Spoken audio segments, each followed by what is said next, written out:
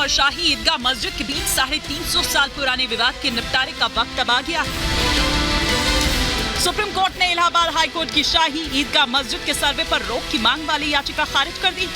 Supreme court के इस फैसले से सर्वे का फैसला साफ हो गया, जिससे हिंदू पक्ष में खुशी का माहौल।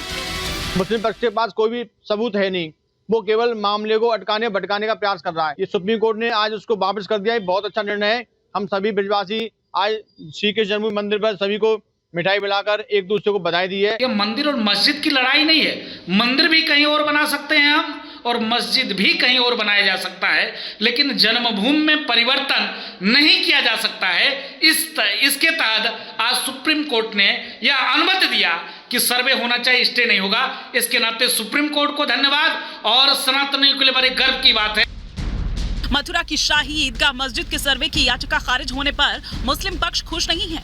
मुस्लिम पक्ष का ये कहना है कि मंदिर और मस्जिद से जुड़े लोगों के बीच जब 1968 में समझौता हो गया तो फिर दोबारा इस मुद्दे को उठाने की जरूरत नहीं थी। मुस्लिम पक्ष के लोगों का ये भी कहना है कि मथुरा के दोनों पक्षों के लोग शांति से यहाँ रह रहे हैं, लेकिन बाहरी लोग यहाँ के हालात बिगाड़ने की कोशिश कर रहे हैं। समझौते को उन लोगों को मानना चाहिए जो लोग आज कोर्ट गए हैं। प्रदेश की अमन व अमान को खराब करना चाहते हैं और केवल अपनी राजनीतिक रोटियां सेकने की गरज से वह लोग कोर्ट में गए हैं। दुख की बातों से अनदेखा कर दिया है। कुछ लोग अनावश्यक रूप से इन चीजों को घसीटना चाहते हैं, उसका राजनीतिकरण चाहते हैं और राजनीतिक लोगों के हाथ के पीछे वो कार्रवाई कर रहे हैं। शाही ईदगाह के सर्वे वाले फैसले पर मुस्लिम धर्मगुरु मौलाना अरशद मदनी ने सवाल खड़े किए, तो वहीं AIMIM चीफ असदुद्दीन ओवैसी ने भी आपत्ति जताई।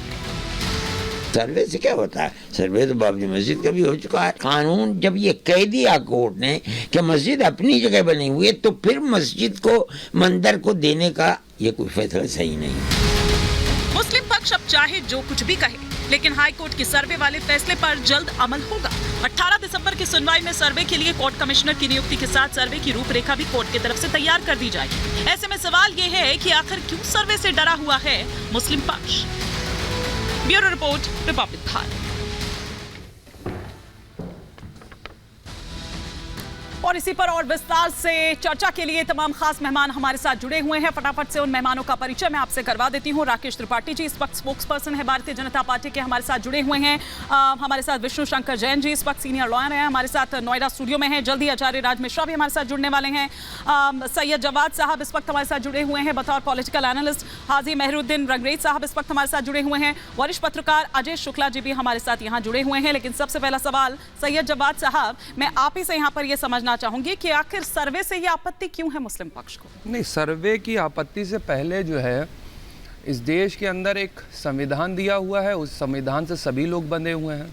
और उसके बाद जो है 1991 का प्लेसेस ऑफ वर्शिप एक्ट भी इसीलिए लेकर के आया गया। सर्वे तो होगा, अगर कोर्ट ने कह दिया तो फिर उसको कोई रोक भी नहीं पाएगा, चाहे कितना भी कोई चीखे चिल्लाए चीज़ें। लेकिन हम संवैधानिक मुल्क के अंदर रहते हैं तो हमको भी अपनी बात रखने का अधिकार है। देखिए, जिस वक्त बाबरी मस्जिद का डिसीजन हुआ उसके अंदर 1991 के प्लेसेस ऑफ वर्शिप एक्ट को लेकर के आया, तो उसकी एक डिबेट ये थी कि उस डिबेट में ये कहा गया कि अब ख़ास तौर से राम मंदिर का जो विवाद था या अयोध्या का जो विवाद था उसको छोड़ करके, और ख़ास तौर से उस डिबेट के अंदर लोकसभा में बार बार कहते हैं सुषमा स्वराज जी भी मौजूद थी और जो है आपका राज्यसभा के अंदर अरुण जेटली साहब भी थे। उसके ऊपर सार्थक चर्चा हुई, चीज़ हुई, हो सकता है विरोध भी करा था शायद भारतीय जनता पार्टी ने, लेकिन उसके बावजूद भी ये डिक्लेरेशन दिया गया संसद की तरफ से, छोटी दी गई थी कि अब इसको लेकर के 1947 के बाद से अब कोई भी किसी चीज़ को लेकर के कोर्ट तक भी नहीं जाया जा सकता। उसके बावजूद ही सुनवाई हो रही है, कार्रवाई हो रही है, ठीक है, हो रही है, देखते हैं आगे क्या होता है। लेकिन इस चीज़ को लेकर के बहुत बड़ा, मैं दूसरी चीज़ पे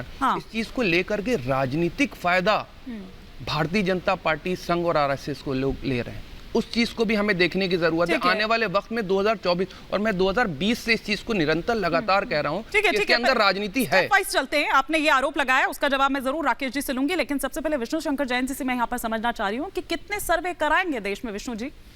देखिए, बात ऐसी नहीं है कि कितने सर्वे कराएंगे, हर एक चीज़ बहुत ही प्रोफेशनली और क्लिनिकली चल रही है। जहाँ जहाँ फैक्ट्स और रिसर्च है, वो आपको क्या लगता है कि हमने केस फाइल किया और सर्वे का ऑर्डर हो गया?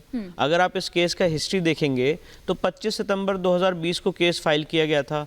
उसके बाद 3.5 साल की एक लंबी लीगल लड़ाई हुई, जो शाही ईदगाह मस्जिद थी उसने 1.5 साल तक इस केस को स्टे करा के रखा इलाहाबाद हाईकोर्ट से, और दोनों पक्षों को सुनने के बाद इलाहाबाद हाईकोर्ट ने समझा कि ये मामला बहुत संगीन है, गंभीर है। इस मामले को अपने पास स्वतः संज्ञान लिया और कहा कि राम मंदिर की तरह इसका ओरिजिनल ट्रायल हम करेंगे।